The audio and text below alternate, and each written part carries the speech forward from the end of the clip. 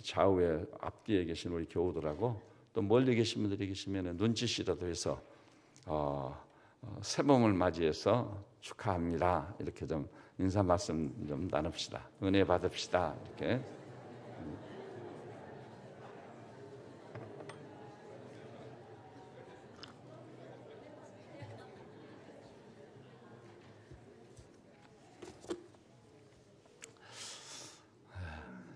제가 오늘 예배 준비하러 올라오면서 문득 성령님께서 제게 주신 그 은혜를 한번 회상하게 하시더라고요. 그 중에 하나가 뭐냐면은 제가 39년째 지금 목회를 하고 있는 30대 초반에 헌신해서 40년 가까이 거의 하고 있는 거죠. 근데 특별한 일이 있어 해외에 나간 일 이외에는 이 강단을 지킬 수 있게 하셨다. 병원에 입원을 한다든지 또 다른 주일날 중요한 사안이 생겨서 강단을 비운다든지 그런 일이 없이 돌아보니까 사실 39년여 동안 강단을 비우지 않고 지킬 수 있었다는 건 이건 하나님이 하신 일이군요. 큰 은혜입니다. 감사합니다. 그런 감사를 드릴 수 있게 하시더라고요. 그러면서 이어서 또 무슨 생각이 드냐면은 정말 놀라운 것인데 이거 제가 어떤 경우도 입맛이 떨어져 본 일이 없어요. 반찬이 있든 없든 내 앞에 차려진 식탁을 풍성하게 누리면서 아주 맛있게 잘 먹어왔습니다. 젊은 날에는 진짜 반찬이 없어가지고 제가 이 김치도 없고 그래가지고 된장을 반찬으로 싸간 일이 있어요. 그런데 아니 왜 된장을 다 반찬으로 싸느냐고 나는 된장을 원체 좋아해서 반찬으로 싸왔다. 그리고 무슨 일이 있는데 이거 기적이 아닐까요? 독감에 걸렸어도 몸이 피곤하고 지쳤어도 이 입맛이 떨어져 본 일이 없어요. 이것도 정말 하나님의 은혜라고 생각합니다. 정말 축복이었습니다. 그러면서 이제 어디로 이어졌냐면 말씀과 관계돼서는 하나님이 내게 어떤 은혜를 주셨을까? 처음에는 교회를 다닐 수 있는 것이 은혜였겠구나. 구원이 뭔지도 모르고 십자가가 나를 위한 것으로 부활이 나를 위한 믿어지지도 않았는데 그냥 습관적으로 교회를 왔다 갔다 했거든요. 심지어는 교회에서요 또 대단히 중요한 직책까지 받아가지고 제가 한 1200명 모이는 학생 신앙 운동 위원장을 또 사람들이 뽑아줘서 했거든요. 그러니까 지금 생각해보니 구원의 확신이 뭐니 물론 그 시대에는 교회도 한국 모든 교계가요 구원의 확신이란 말을 사용조차 하지 않을 때니까 이해할 수도 있지만 그런 것도 없이 교회의 중책을 맡아 수행한 일도 있었던 것입니다. 그것도 정말 하나님의 큰 은혜였다. 내가 교회에 몸을 담지 않았더라면 어쩔 뻔했는가. 그 아마 오늘의 제가 없었을 거죠. 두 번째 또 은혜를 받은 것은 제가 모시고 있던 김진구 목사님으로부터 이 복음의 진수를 공급받아서 깨닫게 된 거예요. 구원이 뭔지 알고 그리스도인의 확신을 갖게 되고 그리고 불이 붙어서 많은 교회를 다니면서 집회를 한다든지 또 현장 전도 사직공원이라든지 서울역이라든지 이 공원 남산공원 있죠? 그 이외에 이 주변 그다음에 서울대 캠퍼스라든지 연대 캠퍼스, 이화여대 캠퍼스, 고대 캠퍼스는 거의 날마다 다니다시피 했어요. 이게 전도를 해가지고 많은 영혼을 열매로 거둘 수 있게 됐어요. 그 CCC라는 것은 날마다 그 전도 보고서를 써야 돼요. 근데 대부분의 스태프들이 정말 부담감으로 전도를 반드시 나가야만 되고 전도에서 좋은 열매를 맺어야 돼요. 열매 없이는 이 전도 성과가 없는 것으로 간주되니까. 근데 저는 하나님의 은혜로 거의 대부분 기쁨을 이기는 감사함으로 현장 전도를 나가서 몇 명 만났고 그 중에서 몇 명이 결신을 했고 또 관심을 보이는 분은 몇 명이고 또 무관심한 분은 몇 명이고 또 반대한 사람은 몇 명이고 그거 보고서로 다 써야 돼요. 날마다 써야 돼요. 그건 정말 젊은 날에 제게 주신 큰 특권이고 축복이었다고 생각합니다. 큰 은혜였어요. 그다음에 세 번째는 그런 가운데 있다가 제가 존경하는 소위 아마 그분이 설교하신 내용이 다 출간됐을 경우 세계 교회나 신학계에 폭탄을 던질 만큼 그런 어른이시거든요. 지금은 소천하셨습니다마는 김홍전 박사님, 그분은 진짜 하나님의 사람이었습니다. 무엇을 여쭤보면 본인이 잘 알고 있음에도 불구하고 대답을 해주지 않았어요. 한 형제가 물어보더라고, 목사님, 예정이라는 것은 뭡니까? 사실 예정 문제를 다룬다는 것은 굉장히 수준이 높은 거거든요. 단순한 게 아니에요. 이 목사님 빙긋이 웃으면서 다음에 기회가 되면 설명해 드리겠다고. 그 자리에 있는 사람들이 그분이 예정론이 무엇인지 몰라서 그렇게 대답한 것으로 생각하는 사람 아무도 없었어요. 탁월한 분이시지만은 우리 건국대학교 물리학과 교수로 계시고 귀국 후에 미국의 FBI가 따라다닐 만큼 그런 세계적인 물리학자 주영훈 박사님이 얘기해 주시더라고요. 우리 교회도 여러 번 다녀가셨고 개인적인 만남도 이루어졌었는데 예루살렘 히브리 대학에 연구하러 갔더니 아니 한국에 그 김홍전 박사님이 계신데 왜 여기까지 공부하러 왔느냐고 반농담으로 그렇게 얘기하시더라고요. 유태인들이, 이스라엘 사람들. 정말 큰 어른이시거든요. 그런데 제가 그분에게 완전히 심취돼 가지고 그 대신요 그분이 목회하던 가롤동에는 성약교회라는 교회는 제가 여러 번 예배차 갔는데 모이는 회집하는 수가 영계의 거성인데 한 30명도 못 모여요. 그런데 예배가요 보통 교회 예배하고는 완전히 다릅니다. 그리고 그 예배에 참여해서 앉아있는 여러분, 이거야말로 진짜 예배다. 허수가 없다. 진짜가 모였구나. 예배 끝나고 난 다음에는 성가 연습을 해요. 그분 굉장한 피아니스트거든요. 또 그분이 또 실제로 작곡한 대곡들이 이렇게 한 권으로 출간이 돼서 나와 있습니다. 그런데 그런 성가를, 이런 보통 찬송가를 잘 안 부르고 굉장히 수준 있는 하나님이 그런 분이 영광을 받으실 만한 찬양을 하는 거예요. 그러니까 우리 성가대가 찬양하는 그런 수준의 찬양을 회중들이 다 부르는 거예요. 그러니까 예배 끝나고 난 다음에는 그 찬송 연습 시간이 있어요. 그러면 겉옷을 딱 벗으시고 피아노 앞에 앉아가지고 이제 찬양은 이렇게 하는 것이다. 곡을 익히면서 찬양에 대해서 예배에 대해서 가르치시곤 했어요. 그래서 정말 김 박사님은 저에게 신앙의 획기적인 전환점을 가져다 준 어른이셨습니다.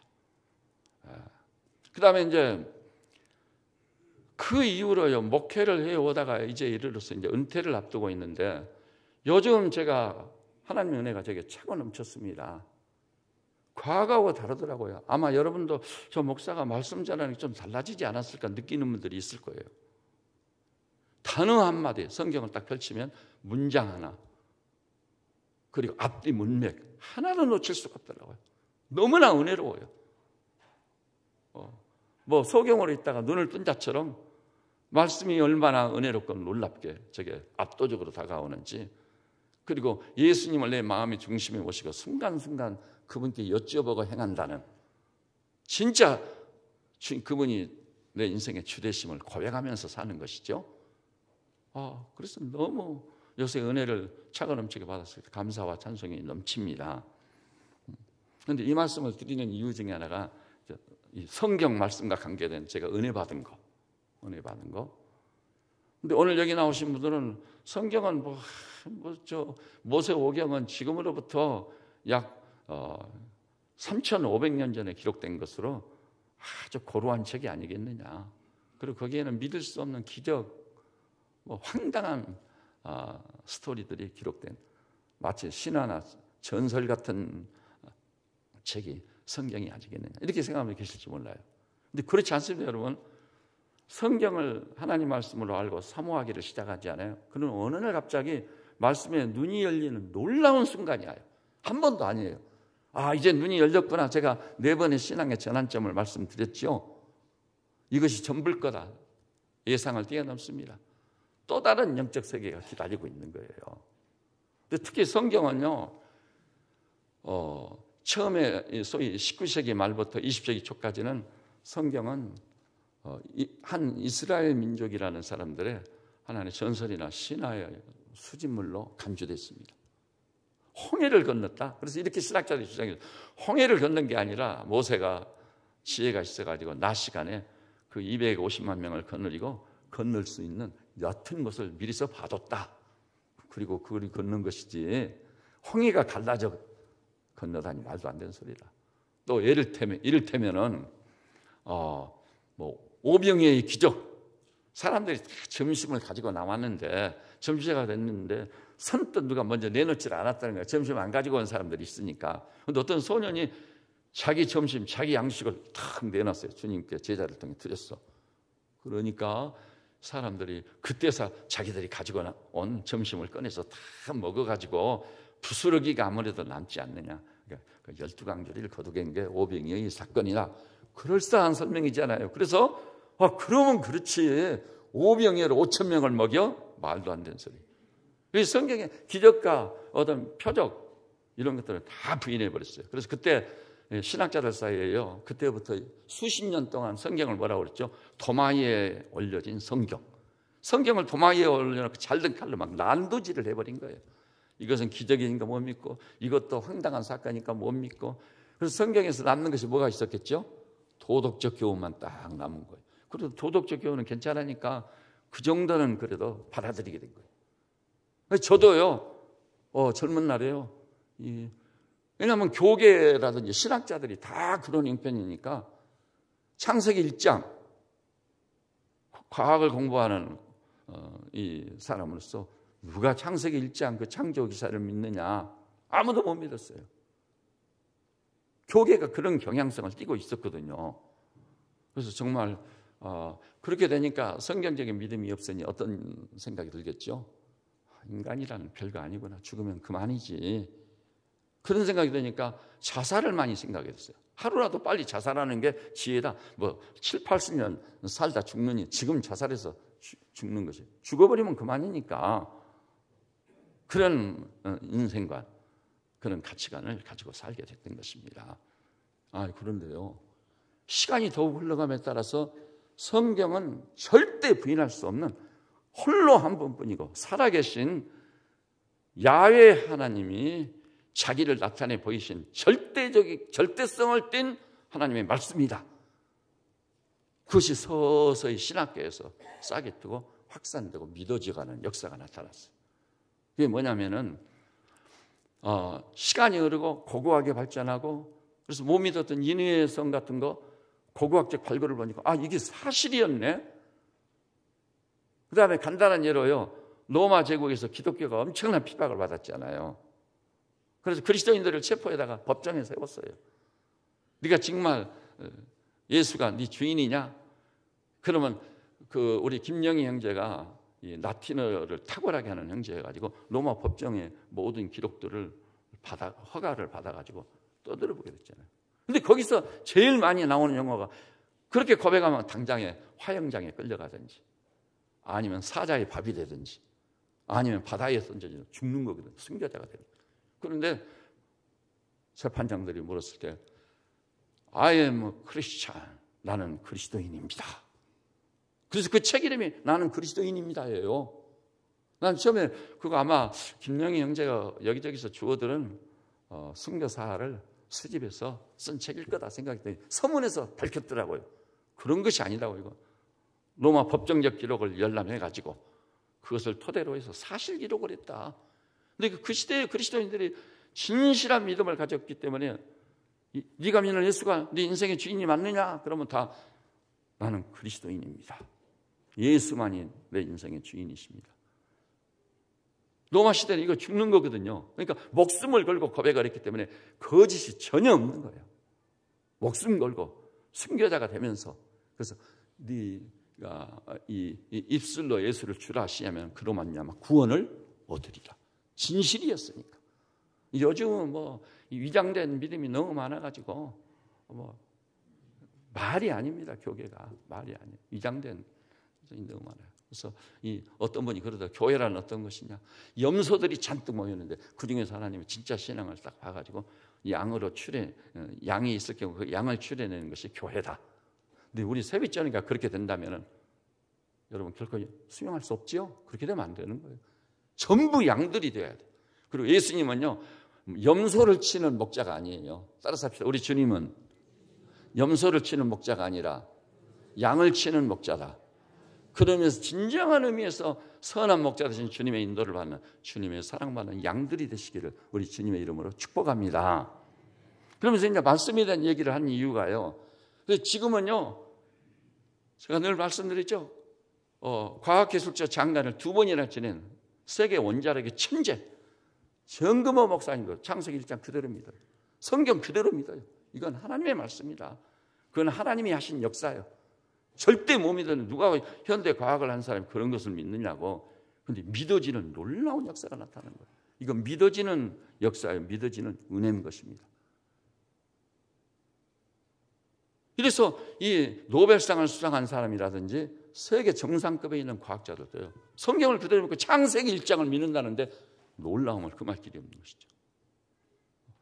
그래서 저는 성경을 읽어가면서 기가 막힌 것은요, 이제 와서 보니까 새롭게 눈이 열리면서 단어 한마디 때문에, 문장 하나 때문에 앞에 문맥을 살피다가 굉장히 과연 하나님의 말씀이거나, 할렐루야, 이 말씀을 통해 자기를 계시하신 우리 하나님을 찬양할지어다. 그리고 저는 은혜를 받고 있는 것입니다. 자, 그런데 이제 성경을 볼 때요, 지금도 좀 언급했습니다만 문맥을 살피는 게 굉장히 중요합니다. 성경 전체의 문맥은 뭐죠?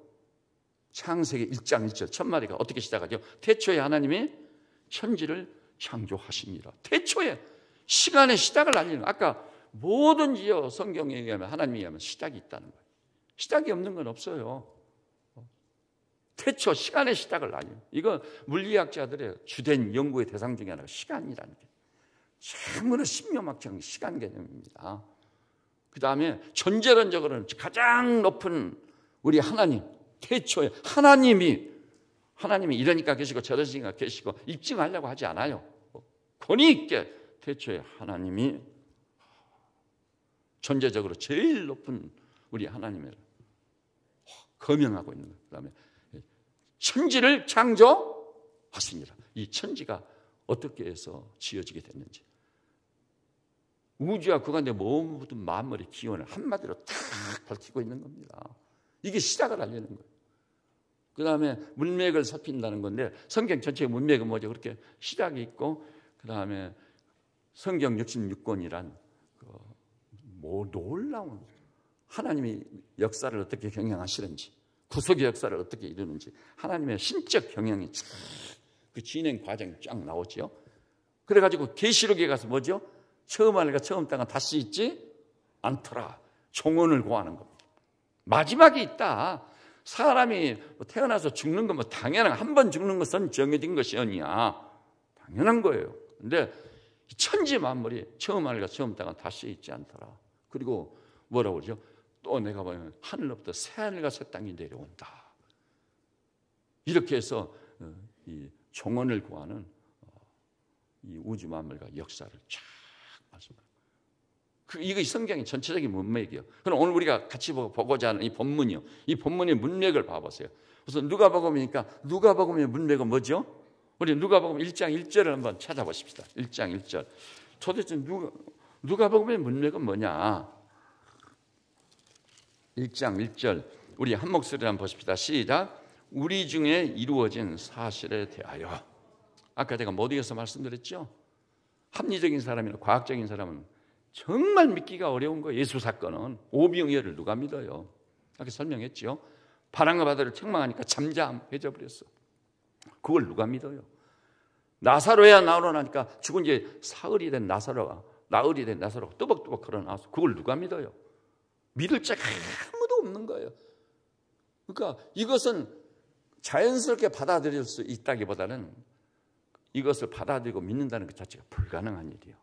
아주 어리석고 무지몽매한 사람들이나 속아가지고 넘어가서 믿을 수 있을지는 몰라도, 누가는 당대를 대표하는 지성인이 의사예요. 의사. 역사가고 지금 현대의 역사가들도 누가복음 예수의 전기를 인정합니다. 역사적인 기술법에 의해서 다른 성경을 따라 쭉 기록했습니다. 의사의 안목을 가지고 의사들만 사용하는 의학적 용어를 써서 다 기록했습니다. 그런데 그 엄청난 기사와 표적들, 이해가 불가능한, 수용이 불가능한 그런 기적들을 기록하는데 첫 마디가 어떻게 시작해요? 문맥의 첫 마디가 우리 중에 이루어진 사실에 관하여나.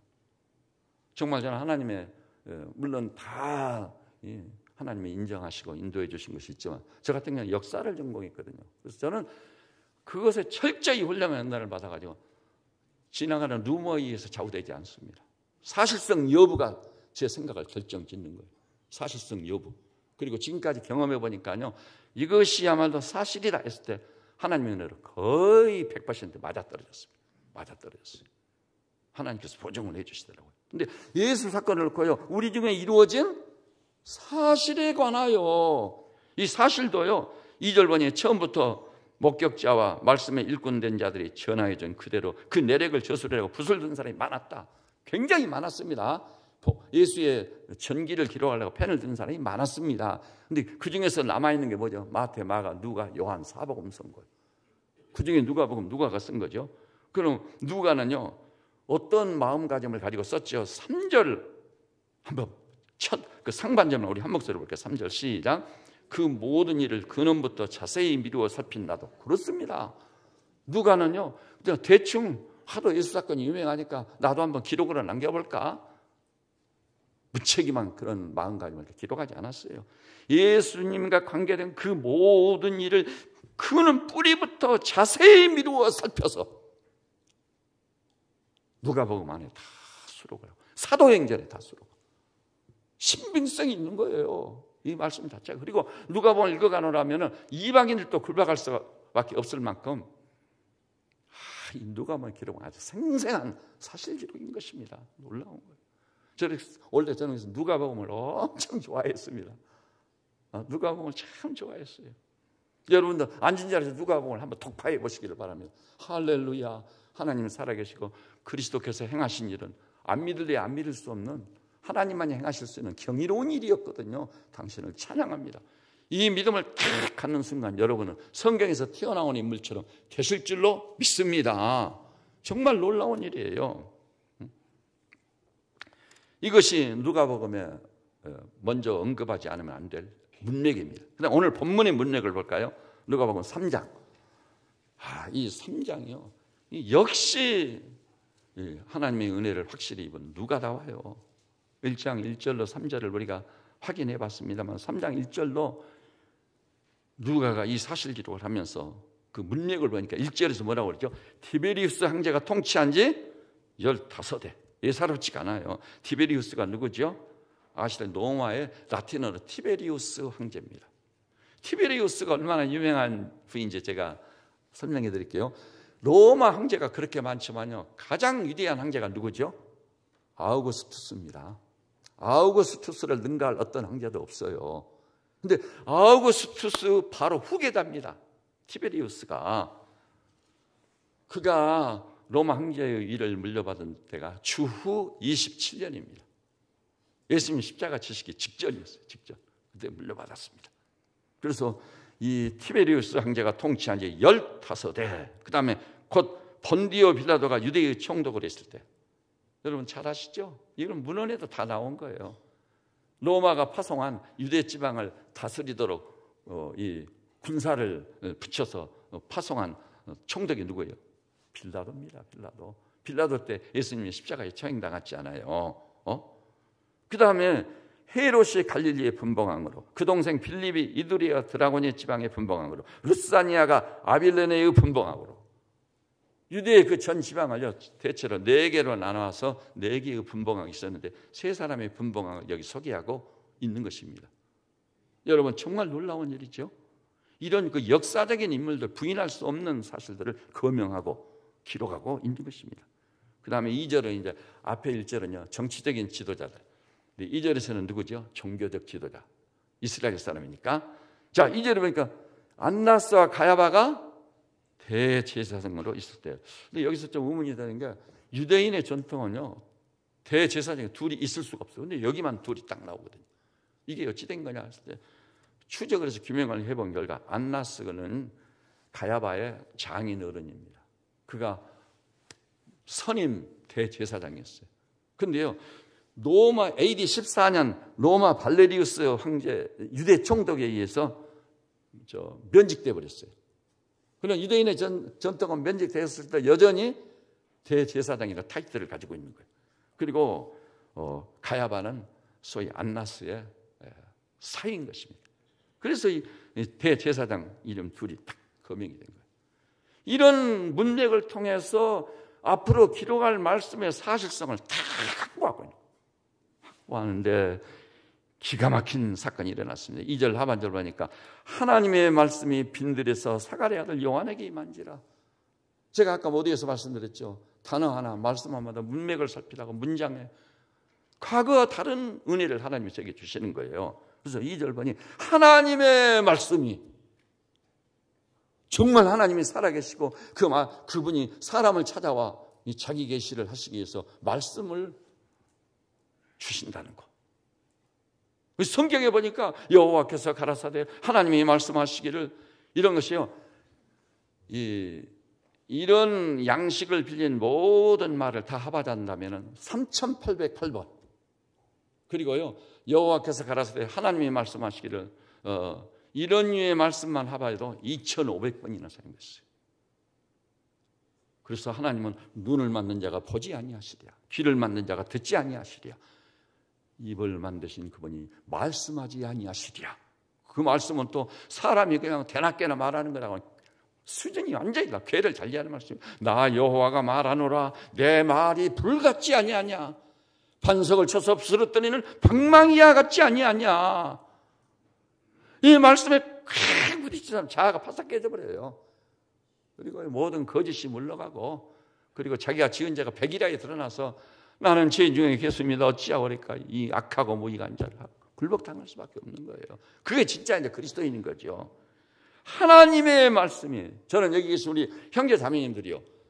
이 교회 강단을 이렇게 담임 목사님의 말씀을요. 아멘으로 하다가 확실히 신비에 각인시켜서 조만간에 새봄을 맞이했는데 여러분 시간 나면 텔레비전이 아니라 시간만 나면 성경 앞에 무릎 꿇고 말씀을 사모해 보세요.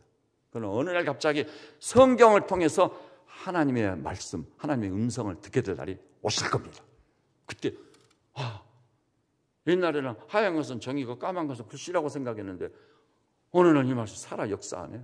하나님 말씀 살았고 운동력이 있어. 좌우의 날선 어떤 것보다 이리하여 혼과 영과 및 관절과 골살을 찔러 쪼개버리고 거짓으로 가득 찬 이선으로 가득 찬 우리 마음의 생각과 뜻을 능히 감찰하나니 벌거숭이처럼 드러나 버리거든요. 이럴 때 그 은혜는 우리가 그리스도인이 되는 과정에서 받을 수 있는 최고의 은혜입니다. 이 은혜를 받아야만이 나는 그리스도인입니다 말할 수 있는 거예요. 구원받았다고 그리스도인의 확신을 가지고 말할 수 있는 거예요. 저는 저에게 있다간 우리 양모이들이 한 번도 빠짐없이 이 복되고 영광스러운 자리까지 이 새봄에 나아가실 수 있기를 우리 주님의 이름으로 축복합니다. 여러분 명심하십시오. 그냥 지나치지 마세요. 언제 부름받을지 몰라요. 이 은혜를 받아야 되는 것입니다.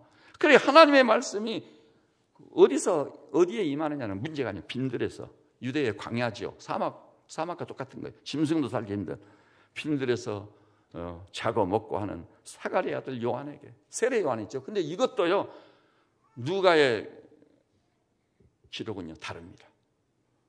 그냥 세례 요한이 아니라 뭐라고요? 그 아비 이름을 다 거명했어요. 사가랴의 아들. 사가랴가 여러분 읽어보면 다 나오죠. 누구죠? 세례 요한의 아비로서 제사장 출신이에요. 제사장. 그래서 사가랴의 아들 요한. 그럼 모르는 사람이 다 없어요. 제사장이니까. 그때 하나님의 말씀이 사도 세례 요한에게 임했던 것입니다. 그래서 여기서는 빈들에 있던 저 세례 요한에게 임한 하나님의 말씀이 무엇이었을까? 저는 성령께서 감동해서 비상한 관심을 막 갖게 하시더라고요. 이거 모르는 말씀이 아니라 익히 알고 있는 말씀인데요. 그래서 하나님이 주신 메시지가 뭐냐 했을 때 3절 우리 한 목소리를 봐볼까요? 3절 시작.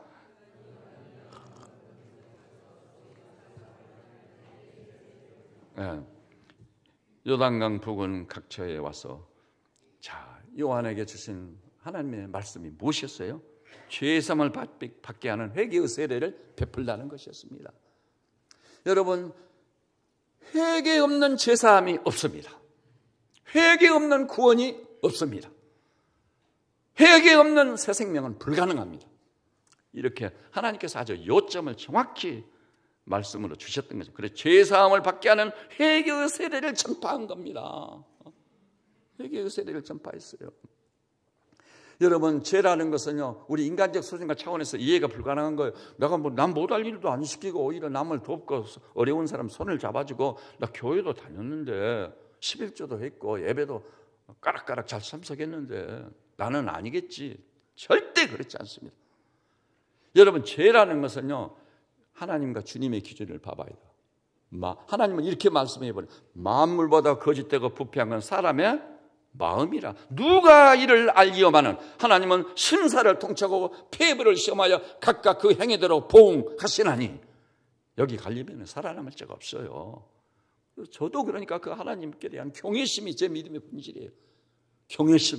하나님을 함부로 이렇게 저렇게 말할 수 있는 이치에 있지 않아요. 제가 두렵고 떨림으로 그분에게 나가죠. 그래서 아까 서시에도 뭐가 나왔었죠? 그거 딱 나오더라고. 여호와를 경외하는 자를 존대하라. 저는 여기에서 우리 형제자매들이 불신사에 나가서 여러분 직장 출근해서 친구를 사귀어도 교회 안에서도 정말 여러분들이 여호와를 경외하고 믿음으로 삶으로 이웃들로부터 존중이 여김을 받는 하나님의 종들이 되시기를 우리 주님의 이름으로 축복합니다. 그것이 은혜라는 거예요. 그 은혜는 이런 말로 갈 수 없어요. 우리 예수님부터 신약에서 뭐라고 그러죠? 살인하지 말라 하는 말을 너희가 들었느냐? 형제를 보고 미워하는 자마다 이미 살인했느냐? 하나님의 기준하고 우리 기준은 완전히 달라요. 우리가 이 제약된 세상에서 완전히 훈련되고 살다 보니까 웬만한 건 죄로 생각, 하얀 거짓말도 괜찮다고 생각해요. 근데 될 수 있으면은요, 하얀 거짓말도 하는 게 아닙니다. 차라리 침묵으로 일가라는 게 나아요. 따라서 합시다. 나는 사실 가지고 승부를 걸겠습니다. 그래서 승리하는 우리 성도들 되시기를 우리 주님의 이름으로 축복합니다. 그래야 이 세상이 달라지고 우리 조국과 민족이 변화될 거 아니겠어요. 그 사람이 입술로 말했다면 그 입술의 말의 신빙성을 확실히 우리가 받아들일 수 있어야 되는 거예요. 네? 자,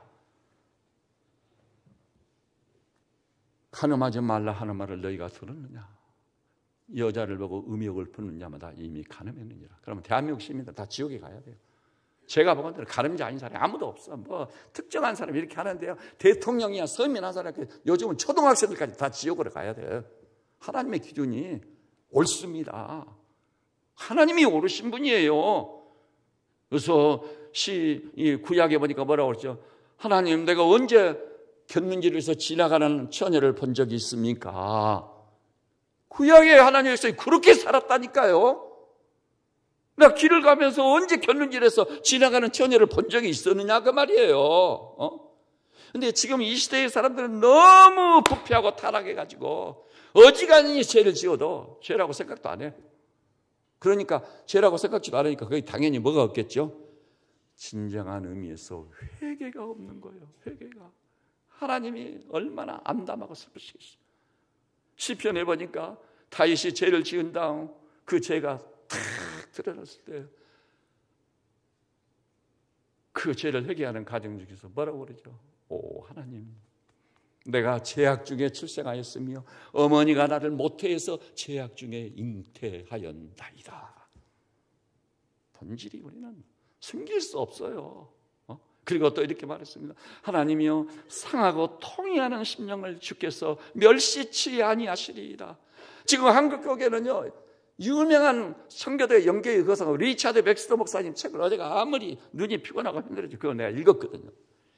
이렇게 표현했더라고요. 리차드 백스터 목사님 굉장히 위대한 영계의 거성입니다. 그분이 이렇게 말씀하는 거예요. 현대인들은요, 수술을 받아야 될 사람한테 그 영양제를 주고 있다. 수술을 받아야 될 사람한테 영양제 줘가지고 되겠어요? 우선 먹기는 좋아. 수술은 겁이 나고 힘들어. 배를 째야 되고 그 아픈 부위를 잘라내야 돼. 근데요, 수술을 해야 될 사람에게 영양제를 공급한다. 그건 기독교가 아니다. 우리도 다윗처럼 하나님이 은혜 주시고 복 주셔서 신령한 영안이 열려 화로다 나여 망하게 되었도다. 베드로, 주여 나를 떠나소서 나는 죄인이로소이다. 교인들이 홍수처럼 밀려 몇만 명이 모여도 소용없어. 주님이 보실 때 진정한 회개가 없이는 하나님 사람 아니에요. 그래서 우리 하나님의 은혜 주셔서 여러분들도 엄청난 감동을 받아. 하나님이여 상하고 통이하는 심령을 주께서 멸시치 아니하소서. 우슬초로 나를 정결케 하소서. 내 속에 정한 마음을 창조하시고 정직한 영을 새롭게 해주시는 놀라운 역사가 우리 형제 자매님들에게 개인적으로 깊게 하나님 관계에서 일어나고 그것을 체험하고 맛볼 수 있기를 우리 주님의 이름으로 축복합니다. 그때 우리가 확 달라지게, 삶의 현장이 달라지게 돼 있어요. 이것이 은혜 받는다는 것이고 이것이 살아계신 하나님의 역사였구나, 성령의 역사, 그것을 알게 되는 것입니다. 그래가지고 4절 보니까 선지자 이사야를, 하나님의 사람들은 다른 게 아니에요. 말씀에 능한 종들 되어야 돼. 이것을 기록하면서요, 이스라엘 사람들이 성경을 찾는다는 게 쉬워요, 어려워요? 스크롤로 돼 있어요. 스크롤 양피에다 써가지고 그러면 이렇게 감는 거 있지 않아요. 그러니까 이사야를 찾기도요 보통 어려운 게 아니에요. 다른 성경과 합쳐져 있을 경우 그 성경을 완전히 탁월하게 인식을 하고 수없이 봐가지고 이사야서는 여기쯤 있다. 이사야서에도 뭐 30장의 말씀은 여기쯤이다. 그걸 알아야 찾는 거지. 찾기도 어려워요. 그런데 선지자 이사야 책에 쓴 바 광야에서 외치는 자의 소리가 있어 이르되, 광야에서 외치는 자의 소리. 지금 광야에 있지 않아요. 요한이 외치는 자. 이사야 선지가 이미 750년 전에 예언을 딱 해놓은 거예요. 세례 요한을 듣고 너는 광야에 외치는 자의 소리다. 광야에 외치는 자인데, 그러면 그를 통해 하나님이 주신 메시지를 전하게 하는 그 소리의 내용이 뭐죠? 내용이 너희는 주의 길을 준비하라. 초림하실 예수님의 길을 예비하는 것이 가장 귀한 일인 거예요. 네? 그러면서 뭐라고 그랬죠? 그의 오실 길을 곧게 하라. 모든 골짜기가 메워지고 모든 산과 작은 산이 낮아지고 굽은 것이 곧아지고 험한 길이.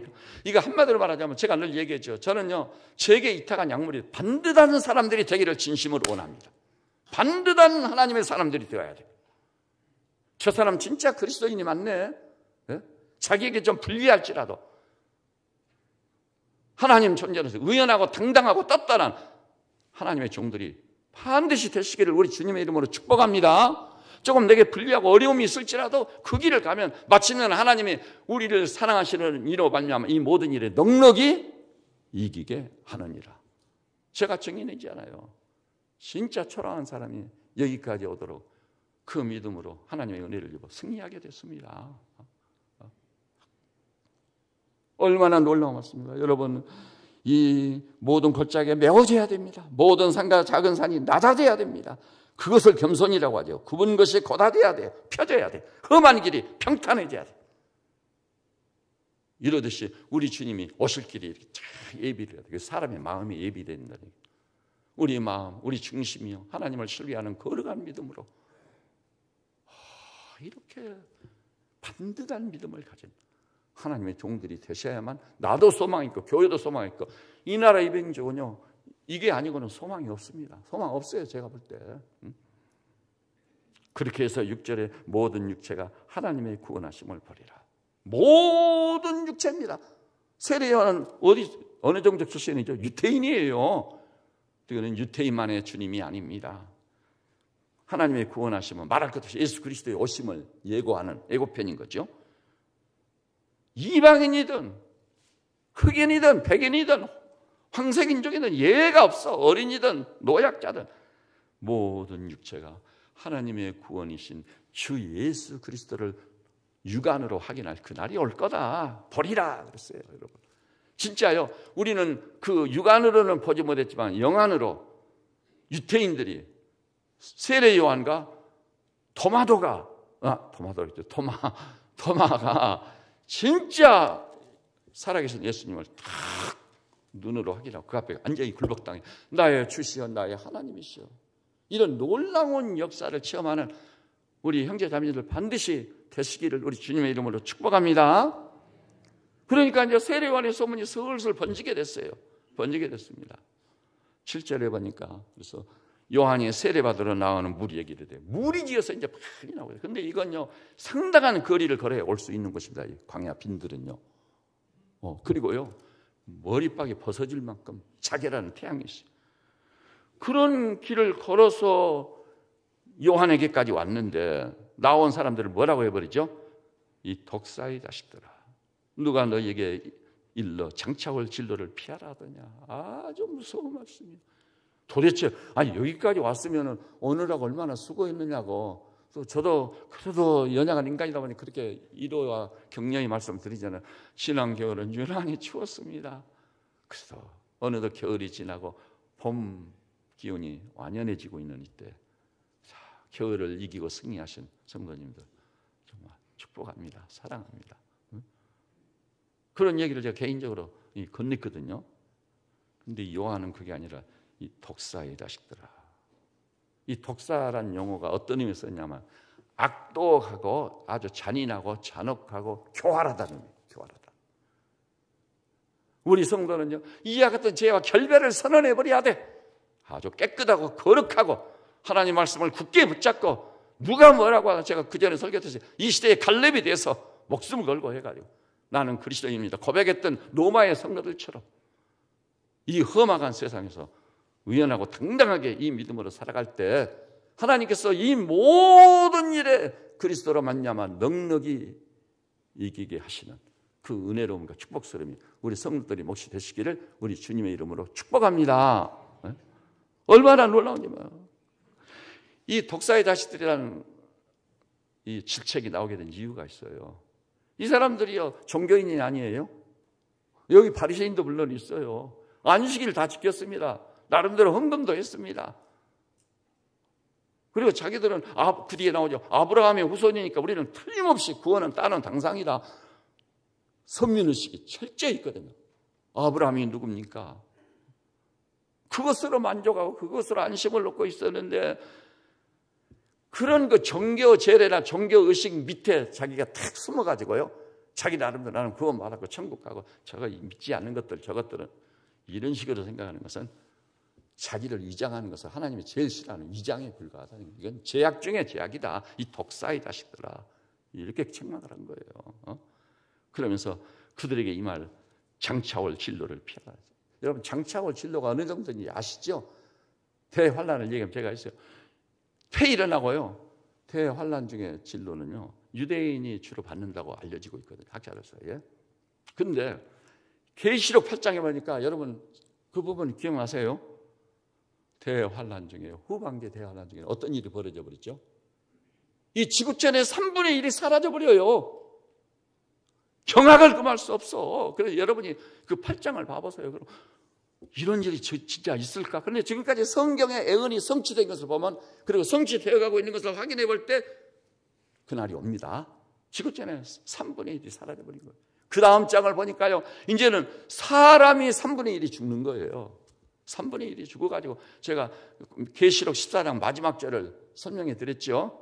2만만이라는 군사가 2억이죠. 거기서 이 무기또 언덕에서 충돌을 해가지고 얼마나 많은 사람이 죽었는지 피가 강을 이뤄서 1m 정도의 높이로 어디까지? 254km, 약 300km. 그 지름에 뭐가 있다고요? 홍해가 있는 거예요. 그 홍해가 이상하게 불구렁자로 쓴 홍해인데 레드스입니다. 영어로는 완전히 피바다가 돼요. 얼마나 많아서 죽었으면 그렇게 됐겠느냐 말이에요. 최후의 심판이 가까운 예표인 겁니다. 예고편이에요. 그러면 그때 거기 있는 사람들이 그런 엄청난 환난을 지나면 어떻게 해야 되죠? 하나님이 정말 살아계신가 보다. 회개를 해야 되는데 그런 것을 보고도 회개치 아니하니라. 인간의 죄성과 부패성이 그렇게 무서운 거예요. 여러분 자신에 대해서도요. 성령의 도심을 가지고 혹독하게 다뤄야 진짜 회개가 이루어집니다. 그렇지 않으면요. 안 변해요. 절대 안 변합니다. 그런 엄청난 환난을 지나면서도 두 번이나 나와요. 회개치 아니하니라.